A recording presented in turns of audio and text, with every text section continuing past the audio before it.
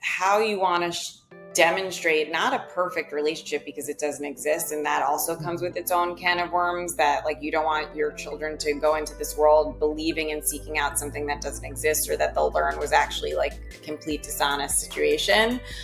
But I think modeling healthy conflict, right? Like hugging after. Of course, I don't mean like volatile. I think there's healthy fighting and debates and things like that. So we'll start there. But when voices might have been raised higher than you wanted, or a tone, or like a misunderstanding, like I want to model for my kids, and it also makes you show up as this better version of yourself, even if at first it feels a little radical. Like I was someone that like had a very hard time apologizing, defensive when it really mattered, right?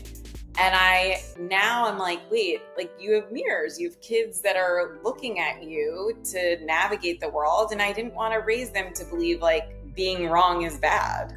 Being wrong is healthy. You learn from being wrong. I wish I reacted differently then. And so that has kind of spilled over into my marriage, or you could say vice versa. Like I definitely repair, acknowledge, and things like that.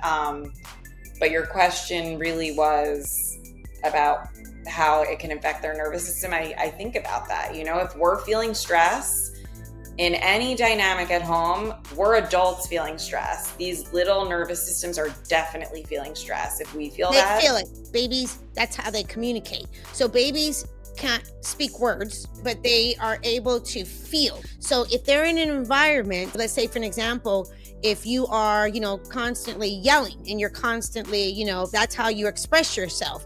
They're feeling that. It really does matter. You're not going to get it perfect, but that's not what we're talking about. We're talking about also the repair.